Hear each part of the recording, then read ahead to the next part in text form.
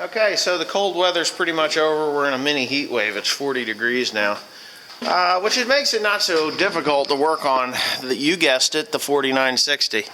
Had a few comments on the valve body. This is engaged. When the spring pulls that down, it's engaged. When it's up, that's when you push in on the clutch. And there is no clutch in this, like one of the guys commented. This is a power shift pack. The power shift transmission, and it's got it's got two sets of power shift packs. One is here, hence the clutch body, and then the shift pack itself is back here. This is ranges and clutch. This is where it shifts. This is actually an 8-speed transmission, I believe, just like the old one. And then it makes it 15 by the 3 packs that are up front here. There are 3 different clutches that are in front. Yeah, so anyway, this is going to be a bit of a nightmare trying to find out where everything went, you know, when I do get the parts. It's going to basically be a new tractor by the time I'm done. I mean, even burnt the shield on the power takeoff shaft. Didn't really notice too much of that before, but anyways, it is broke there. Yeah, so anyway, I guess I'm just going to set this camera up and remove the turbocharger if I can. I don't want to twist off the bolts in there, so I might have to use some heat on the manifold to loosen those up. These are stainless steel bolts in there, and they are 404 stainless if I remember correctly, and therefore they will want to break off. I don't really want to break them off, but when I put the new turbo on, it will definitely be replaced. They'll be replaced. I am going to pull the exhaust manifold off too, by the way, just to replace the bolts and the gaskets because I'm that far into it. And Timothy so kindly took a wrench, and actually you can see the shadow there. The turbocharger, it spins. I knew it spun when the tractor burnt, but you know, things sit for a long time. They have a tendency to seize up. But yeah, I don't know, can you see that? Yeah, there it is. So anyway, yeah, gonna get to it. And maybe just set the camera up and you can watch me rip it apart once I get all my tools. Alright, here we go. Well, I'm only running one hole. There it goes. Now what the hell is that about? Must have got a piece of dirt in it. Recording. Huh? Recording. You're recording? Yep. What are you recording? The turbo. Oh. This POS turbo? Who the hell's calling me? George. Hello?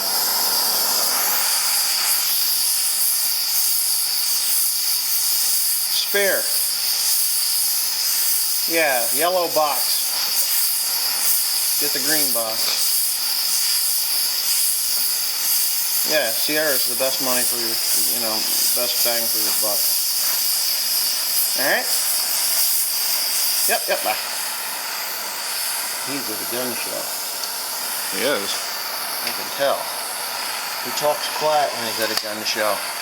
Okay. What are we into here?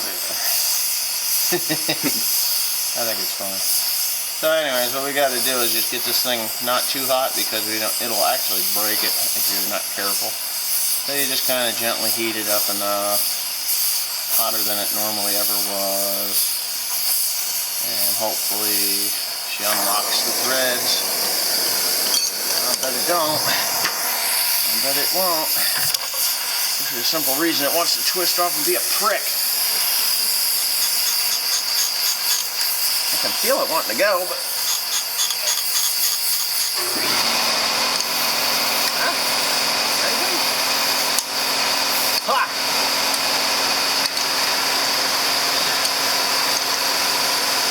It's hot. Yes, it is hot. Ow! Damn, stupid. It's like getting a hot pocket out of the microwave and stuffing it in your mouth. I heard you do that before.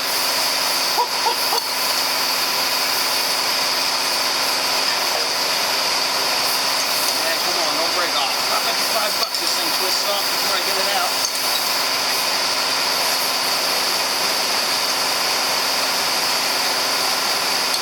Holy shit.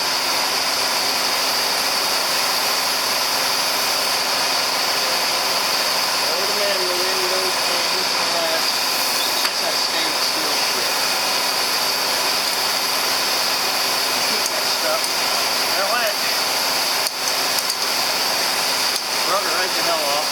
break them off and drill them out, that's all.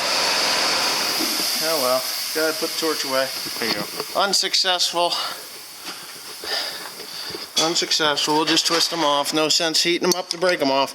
Just break them off. I've done this before. 4450 when I bought it was bad. So we just, you know, we just broke them off. Yeah, the 4450, then I got a magnetic drill if I remember right. Oh, this thing's gonna be stubborn, son of a bitch. Well, maybe it is coming up. I don't know. Should I screw it and break it off or what? I don't like that wrench. Let's see what I got here. Film that. You can always edit, right? Yeah, I got that light in my way. Huh? I got that light over there in my way. What you want? Snap, crackle, pop, Rice Krispies. Probably just gonna replace the exhaust manifold anyway. Put a new one on. Why not? Yeah. Can't be that expensive. This one's actually coming out. Believe it? Yep. Yeah, there's gonna be somebody out there saying, "Hey, why don't you put some penetrating oil on it?" Now, I bet I'm bleeding. Yep. So I'm bitching. This little Fisher bastard got me. Penetrating oil doesn't work on manifolds for some reason.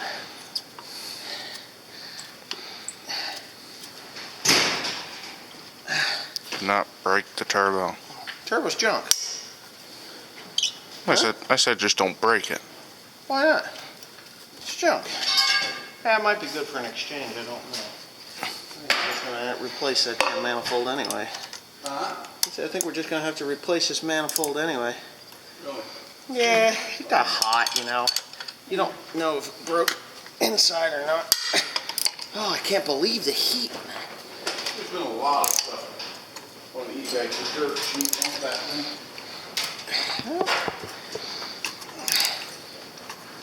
The whole manifold. Exhaust and intake, yeah, I'll do them both. Might as well. $50.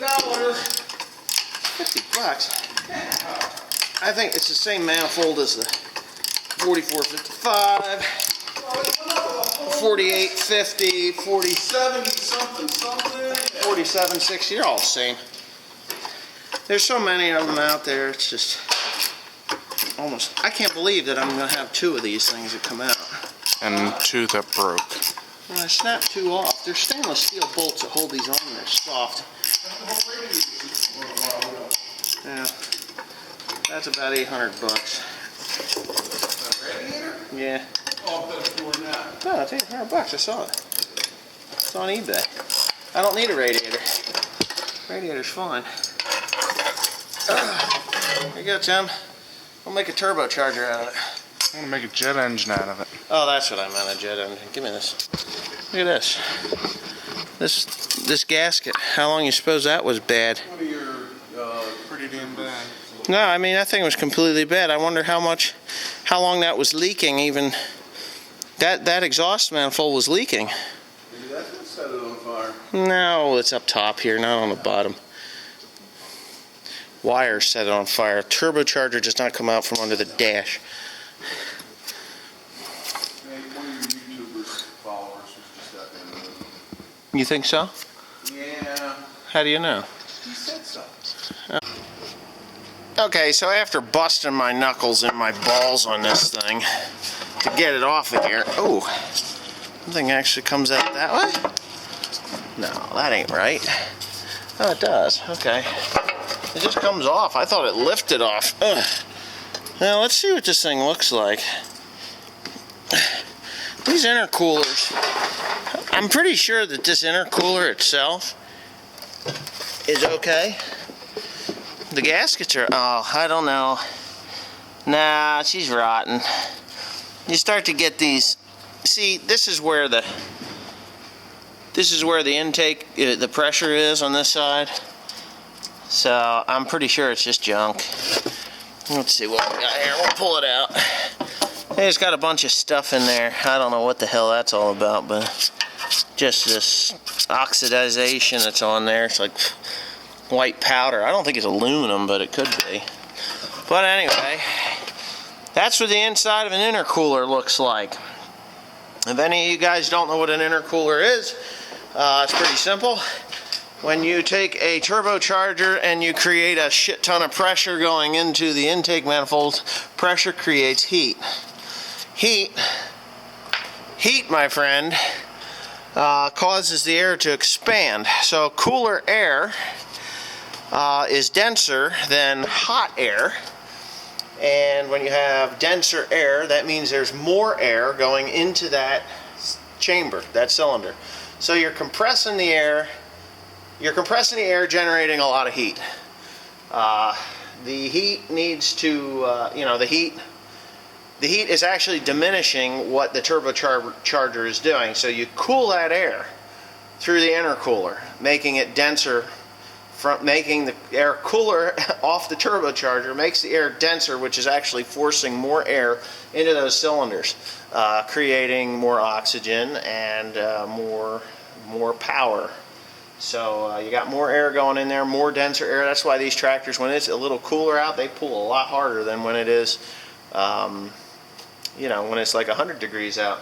So you'll diminish your horsepower by the temperature of the air naturally. But yeah, with an intercooler, it does make a hell of a difference. But anyways, I think that this entire intercooler is just going to be completely replaced for the simple fact that it's just, it got hot. I can see in here there must have been water in there. There had to be water when they shot this thing with the fire hose to put it out. I think I can get underneath here. Yeah, I can get underneath here. I'm going to pull this intake manifold off. I'm probably just going to replace the back part of this exhaust manifold. The front part, I don't believe ever got that hot. Because here's the back. And you can see it did get a little warm here. But the only reason I don't know. We'll see how it goes. I'm just talking out loud here, but I'm going to pull the bottom part of that intake manifold off of there, and we'll see what that looks like going into the head. And I can see some rust back in there that you can't see with the camera. But here, let me see. What do we got here? That's just trapped moisture. For the most part, I think it looks good.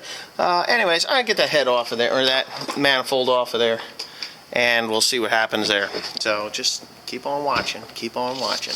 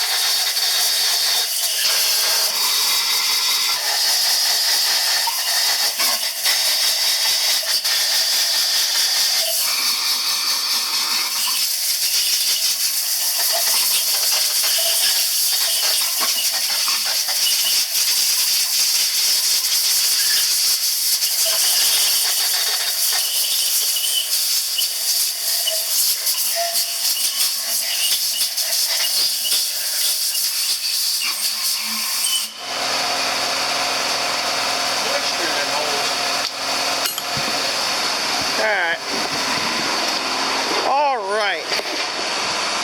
Okay, so we pretty much cinched up the fact that this is junk. It's pitted so bad here. This is really bad. So, I'm gonna say she gets a new manifold. Yippee skippy. Okay, so I've got it cleaned up now. I took the wire wheel. I actually started out with a scraper. I bought this nice little scraper from the John Deere dealer.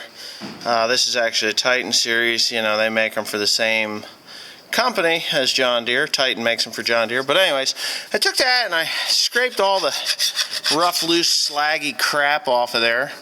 And then I took the wire wheel on the grinder and I cleaned her up pretty good. Now, as you can see, there's some pitting here along the edge of the intake or the exhaust side of the manifold or the head here.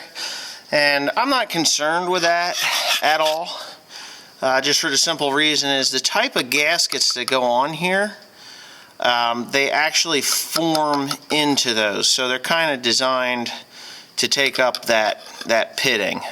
They're like an aluminum with asbestos backing or fiberglass backing, but some kind of aluminum or something like that anyway. I'm not 100% sure. It probably might even be graphite. As a matter of fact, I bet it is graphite. I don't know. I don't know the composite of it, but it presses into those pits and makes a nice seal. So I'm not worried about it. Now, as you saw on the manifold here, the exhaust manifold,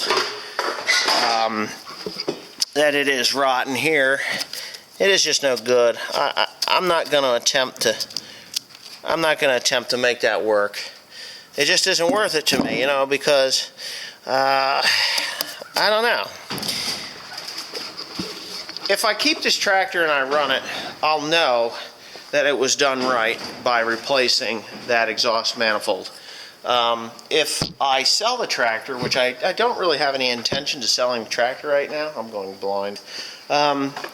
In my mind, I'm not going to sell the tractor. I want to keep the tractor and run it because I need another high horsepower tractor, which to today's standards, this isn't a high horsepower tractor. It's a little over 200 horsepower. But I want it to be done right. I don't want to do anything half-assed.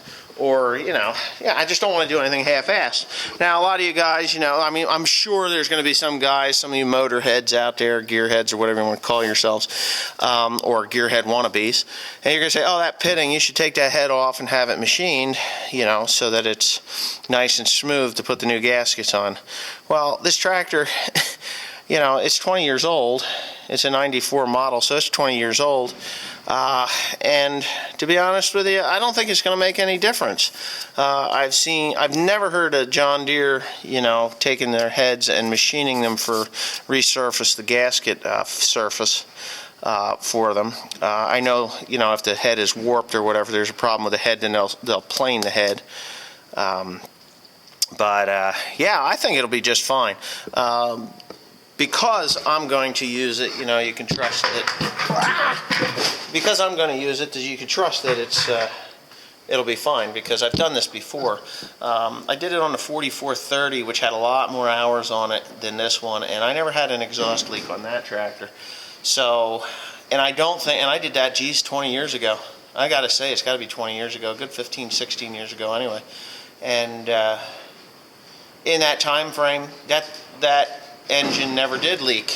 Of course, I've replaced the engine in that since then, but it had nothing to do with the exhaust. It was just, well, I'll get into that some other time as to what I think it was. Yeah, I find this kind of interesting here. These are deletes for the old water, the old water jackets where your thermostats used to go for the old water pumps. Here's thermostats in here in this water pump up top. They changed that in the 50, 40, 30, 40, and 50 series. But yeah. Yeah, so anyways, this is it. It's pretty well apart. I'm not going to pull these wiring harnesses out of here until I'm ready to, until I have new ones. And like this part here, this is just a bracket to hold the side screen to keep you from sticking your fingers in the fan. I think I'm just going to go ahead and replace this complete starter. It's, $300 some, I guess. I don't know.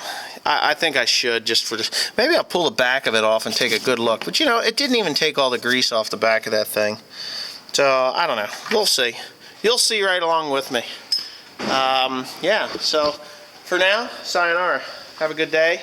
Hope you enjoyed my video. And yeah, there's more to come.